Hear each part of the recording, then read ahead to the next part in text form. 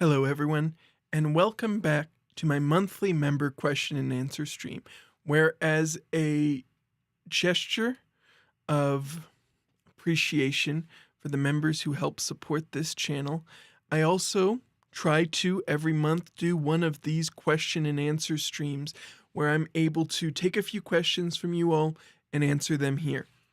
I might have missed last month, maybe the month before that. But anyways, I'm here now, and so if you want to help support the channel, consider becoming a channel member. That'll let you interact in the chat here, get your questions in and participate. Otherwise, I have a couple questions for members who got them in on my community post earlier, so we're going to start with those. In the meantime, get those questions in, okay?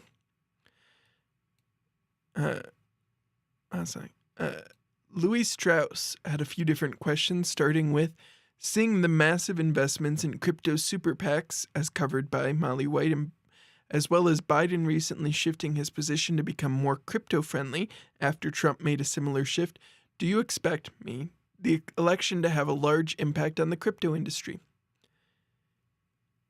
I have many thoughts on this election that are confusing, terrifying, and just generally leave me with a deep sense of unease.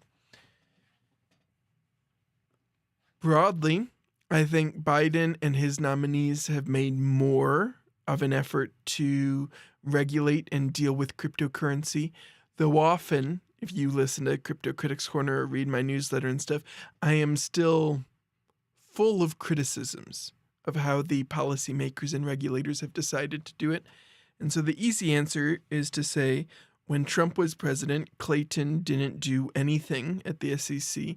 Trump didn't do anything regulation-wise in general. Biden at least tried to do something, so clearly there should be a difference. However, I feel a little bit strange saying that in a post-Chevron overturn in the Supreme Court, right? I am worried about the ability for any of our financial regulators, CFTC, SEC, OCC, CFPB, I am concerned about all of their ability to do any kind of meaningful regulation going forward. And I think without very explicit laws being passed through Congress, which I am skeptical will happen, I am concerned that crypto will return to an even more lawless place, regardless of which candidate or party ends up in power. The second question that Louis had was, this bull run seems much quieter than the previous ones. Little to no celebrity endorsements, fewer mentions on the internet in general, etc. Do you think the crypto movement is losing some of its steam, or are they just struggling to come up with a new narrative they haven't exploited yet? I don't know. I know that's not a super satisfying answer, but I have felt somewhat the same. And it's a little bit tricky for me to disambiguate all of this, right? Because if you go on Crypto Critics Corner, we were doing a lot of coverage of FTX during Sam Bankman-Fried's trial, and that was only a tiny portion of the coverage I was writing and creating.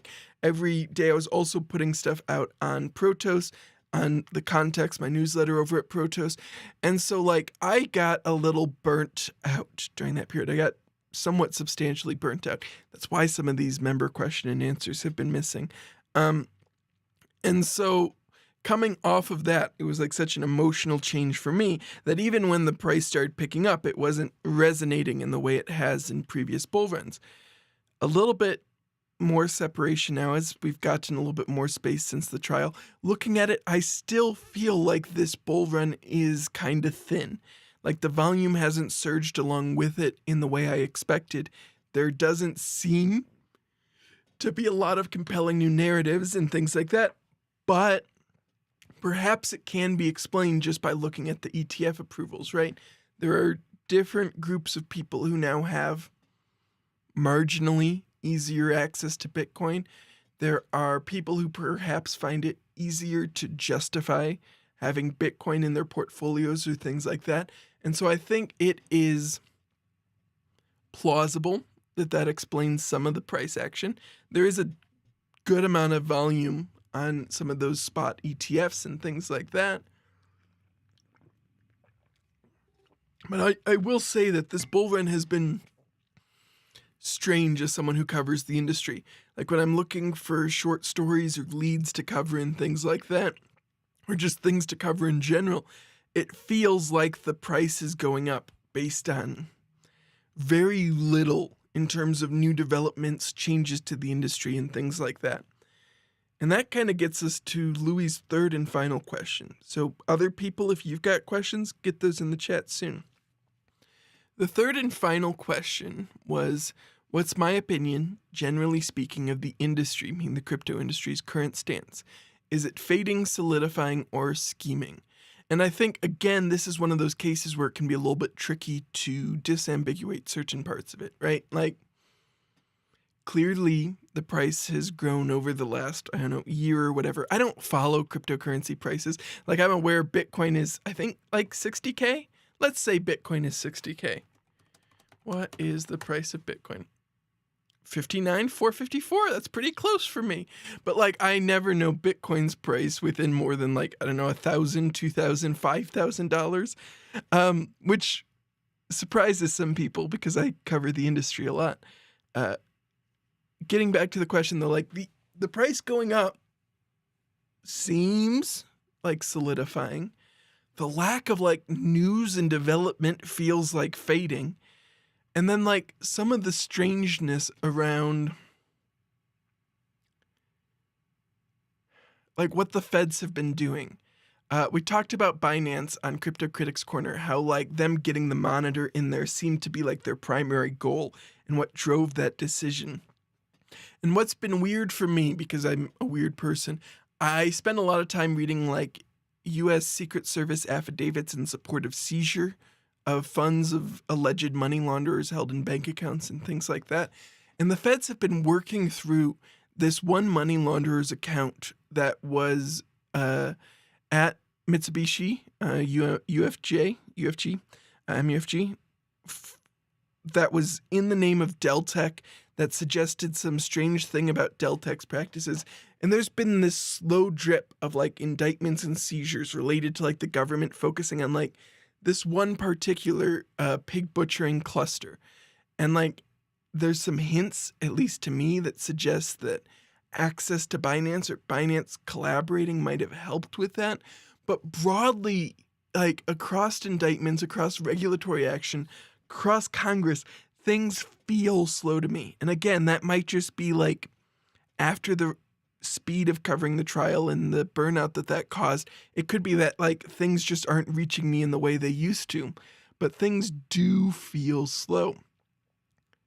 And scheming, like we talked about in a recent episode of Crypto Critics Corner, how I think Justin Sun and his various entities are insolvent.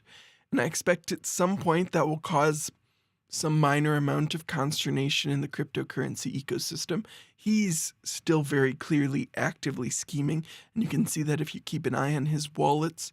There's a bunch of good Justin Sun coverage over at Protos. If you haven't seen any of it, go check that out. But I don't have a super good read on the industry as a whole sitting here right now, and I wish I could give you like something better that would help capture it, but I frankly just don't have a good feel for like what stage the cryptocurrency industry is in right now.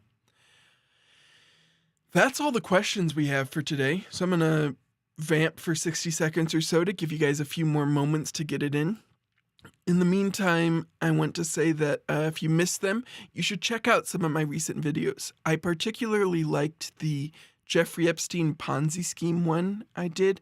It also introduces you to my friend Taneb. He's a bit of a conspiracy theorist, but he's well-intentioned.